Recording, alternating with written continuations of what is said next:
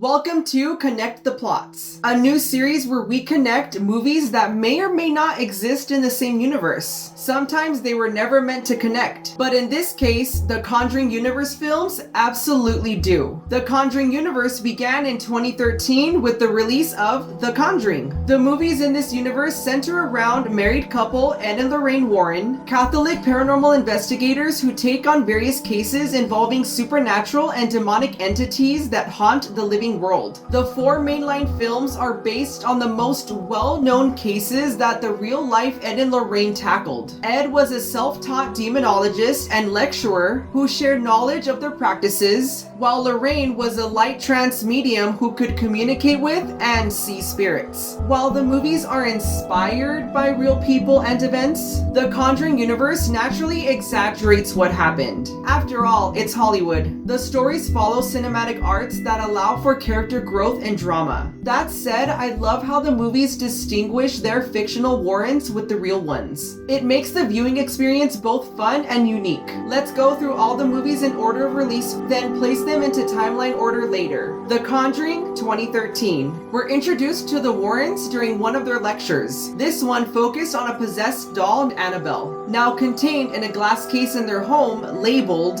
"Positively Do Not Open." Meanwhile, the parent family move into a new home, only to discover it's haunted by Bathsheba, a witch and Satanist from 1863 who lays a curse on anyone who goes into her land moments before taking her own life and her newborns. When the mother Carolyn Perrin reaches out for help, the Warrens investigate. Annabelle 2014. After Annabelle's chilling appearance in The Conjuring, a spin-off film was made to explore the doll's backstory. Expectant parents Mia and John Form decorate their nursery with a collection of creepy-ass dolls, with their most recent addition being Annabelle. Predictably, chaos ensues as a demon was attached to the doll and wreaks havoc on the couple's lives. The Conjuring 2 2016. The Warrens return as they travel to London to consult on a case involving young Janet Hodgson, who's being oppressed by a spirit haunting her family home. Things escalate when the Warrens discover that the spirit is being controlled by a demonic nun, with its sights set on killing them both. That demonic nun got beef. Annabelle Creation 2017. Due to the franchise's success, Annabelle got a prequel film exploring the doll's origins. The story follows Samuel Mullins, a doll maker, and his wife Esther, who opened their home to a group of orphans and a nun. One of the orphans, Janice, snoops around her new home and unlocks a door with the mysterious doll sitting on a chair. The group soon realizes that the Mullins mistakenly welcomed not their deceased daughter's spirit, but a demon into the doll. Whoops.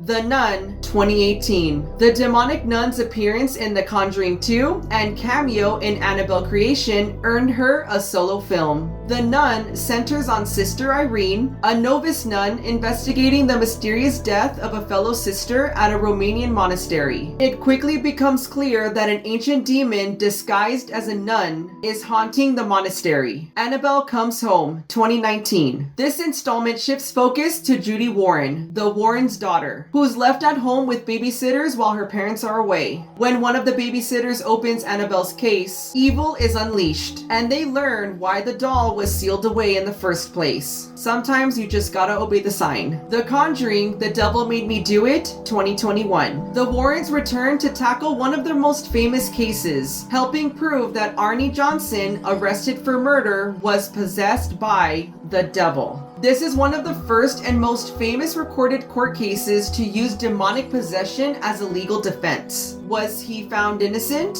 You're gonna have to watch the film to find out. The Nun 2 2023. With the demon nun's presence still looming, The Nun 2 continues the story. Sister Irene, now serving at a convent, travels to France to investigate the murder of a priest and faces the demon once again as it continues to target specific members of faith. The Conjuring Last Rites 2025. The final entry in the series follows the Warrens as they near retirement after years of emotionally and physically taxing cases. But their plans are interrupted when their now adult daughter, Judy, brings her boyfriend home and stumbles into a case her parents swore never to touch again. I also made a review on The Conjuring Last Rites just a month ago. You can go ahead and check it out on our page.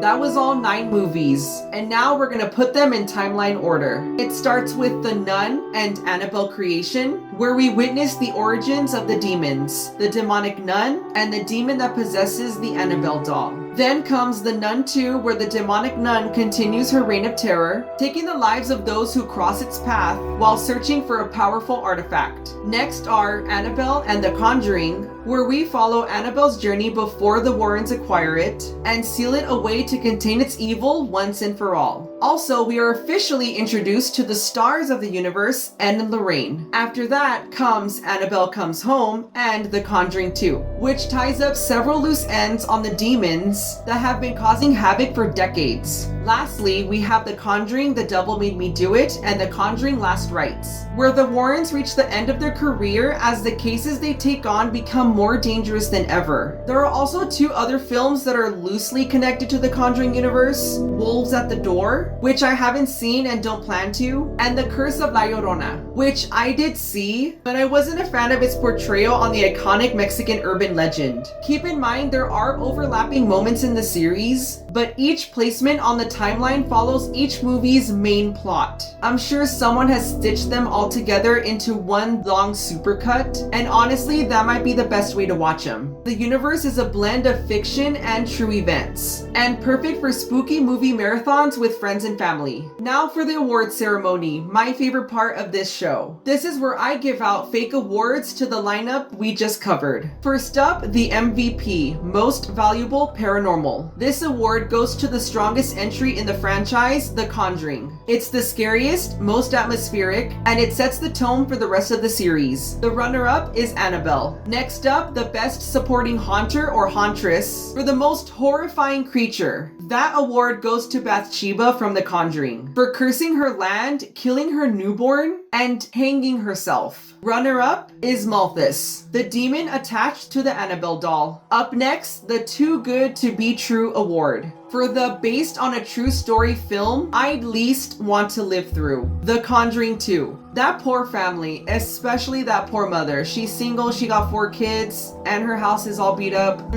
You gotta give her some credit.